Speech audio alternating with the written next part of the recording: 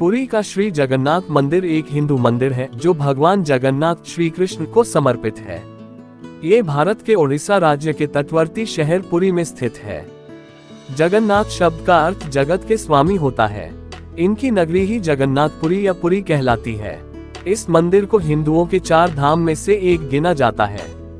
ये वैष्णव संप्रदाय का मंदिर है जो भगवान विष्णु के अवतार श्री कृष्ण को समर्पित है। इस मंदिर का वार्षिक रथ यात्रा उत्सव प्रसिद्ध है। इसमें मंदिर के तीनों मुख्य देवता भगवान जगन्नाथ, उनके बड़े भ्राता बलभद्र और भगिनी सुभद्रा तीनों 3 अलग अलग भव्य और सुसज्जित रथों में विराजमान होकर नगर की यात्रा को निकलते हैं। चलिए आज आपको इसके बारे में संपूर्ण जानकारी देते हैं। नमस्कार दोस्तों, आपका स्वागत है आपके अपने YouTube चैनल दी हिंदी स्क्रिप्ट में।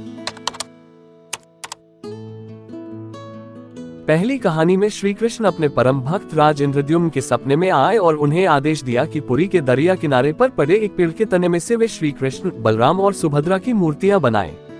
राजा ने इस कार्य के लिए बढ़ई की तलाश शुरू की। कुछ दिनों बाद विश्वकर्मा एक रहस्यमय बूढ़े ब्राह्मण का रूप धारण करके आए और उसने कहा कि प्रभु का मूर्ति बनाने की जिम्मेदारी वो लेना चाहता है, लेकिन उसकी एक शर्त थी कि वो मूर्तियां बंद कमरे में बनाएगा और उसका काम खत्म होने तक कोई भी कमरे का द्वार नहीं खोलेगा, नहीं तो वो काम अधूरा छोड़कर चला जाएगा। 6-7 दिन बाद काम करने की आवाज आनी बंद हो गई तो राजा से रहा न गया और ये सोचते हुए कि ब्राह्मण को कुछ हो गया होगा, उसने द्वार खोल दिया। पर अंदर तो सिर्फ भगवान की अधूरी मूर्ति ही मिली और बूढ़ा ब्राह्मण लुप्त हो चुका था। तब राजा को आभास हुआ कि ब्राह्मण और कोई नहीं बल्कि देवों का वास्तुकार विश्वकर्मा था। राजा को आघात हो गया क्योंकि विग्रह के हाथ और पैर नहीं थे और वह पछतावा करने लगा कि उसने द्वार क्यों खोला। पर तभी वहां पर ब्राह्मण के रूप में नारद मुनि पधारे और उन्होंने राजा से कहा कि भगवान इसी स्वरूप में अवतरित होना चाहते थे और दरवाजा खोलने का विचार स्वयं श्री कृष्ण ने राजा के दिमाग में डाला था, इसलिए उसे आघात चिंतन करने का कोई कारण नहीं है और वह निश्चिंत हो जाए। दूसरी कहानी महाभारत में से है जो बताती है कि जगन्नाथ के रूप का रहस्य क्या है। माता यशोदा, सुभद्रा और देवकी जी वृंदावन से द्वारका आए हुए थे। रानियों ने उनसे निवेदन किया कि वे उन्हें श्री कृष्ण की बाल लीलाओं के बारे में बताएं। सुभद्रा जी द्वार पर पहरा दे रही थी कि अगर कृष्ण और बलराम आ जाएंगे तो वो सबको आगाह कर देगी, लेकिन वो भी कृष्ण की बाल लीलाओं को सुनने में इतनी मग्न हो गई कि उन्हें कृष्ण बलराम के आने का विचार ही नहीं रहा। दोनों भाइयों ने जो सुना उससे उन्हें इतना आनंद मिला कि उनके बाल सीधे खड़े हो गए, उनकी आंखें बड़ी हो गई, उनके होठों पर बहुत बड़ा स्मित छा गया और उनके शरीर भक्ति के प्रेम भाव वाले वातावरण में पिघलने लगे। सुभद्रा बहुत ज्यादा भाव विभोर हो गई थी, इसलिए उनका शरीर सबसे ज्यादा पिघल गया और इसीलिए उनका कद जगन्नाथ के मंदिर में सबसे छोटा है। तभी वहां नारद मुनि पधारे और उनके आने से सब लोग वापस आवेश में आए। श्री कृष्ण का ये रूप देखकर नारद बोले कि हे प्रभु, आप कितने सुंदर लग रहे हो, आप इस रूप में अवतार कब लेंगे? तब कृष्ण ने कहा कि कलियुग में वो ऐसा अवतार लेंगे और उन्होंने कलियुग में राजा इंद्रद्युम्न को निमित्त बनाकर जगन्नाथ अवतार लिया। जगन्नाथपुरी मंदिर के आश्चर्यचकित रहस्य।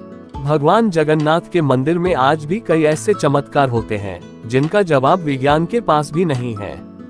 पुराणों के अनुसार जगन्नाथ मंदिर को धरती का बैकुंठ माना गया है क्योंकि भगवान श्री कृष्ण आज भी यहाँ सदैव उपस्थित माने जाते हैं।